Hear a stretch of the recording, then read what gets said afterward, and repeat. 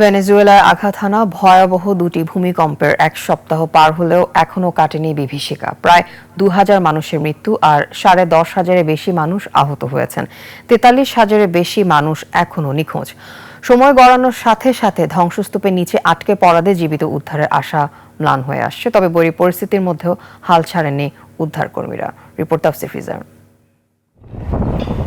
এক সপ্তাহের ব্যবধানে ধ্বংসস্তূপের বিশাল স্তূপ ছাড়া আর কিছুই যেন অবশিষ্ট নেই ভেনেজুয়েলায়। ৭.২ এবং ৭.৫ মাত্রার দুটি শক্তিশালী ভূমিকম্পের পর দেশটিতে এখন কেবলই হাহাকার।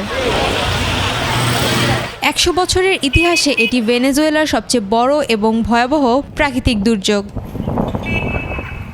দেশটির সরকারের হিসাব মতে এ পর্যন্ত নিহতের সংখ্যা ছাড়িয়েছে ১,৯৪০। আহত হয়েছে ১০,৫০০-এরও বেশি মানুষ। তবে ৪৩,০০০-এরও বেশি মানুষ নিখোঁজ, যার এখনও কোনো সন্ধান মেলেনি। দুর্যোগের প্রথম ৩ দিন বেশ কয়েকজনকে জীবিত উদ্ধার করা সম্ভব হলেও প্রতিনিয়ত হতে থাকা মৃদু ভূমিকম্পের কারণে ব্যাহত হচ্ছে উদ্ধার কাজ।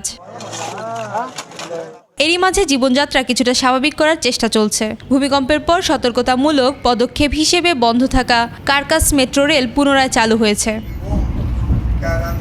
তবে বড় সংকট দেখা দিয়েছে মানবিক সহায়তায়। বিশ্ব খাদ্য কর্মসূচি WFP জানিয়েছে, ভেনেজুয়েলার এই জরুরি পরিস্থিতি ও চাহিদার তুলনায় তাদের বর্তমান বাজেট একেবারেই পর্যাপ্ত নয়। এই ভয়াবহ দুর্যোগ মোকাবেলায় ত্রাণ সহায়তার জন্য সংস্থাটি জরুরি ভিত্তিতে $৫০ মিলিয়ন আর্থিক সাহায্যের আবেদন জানিয়েছে।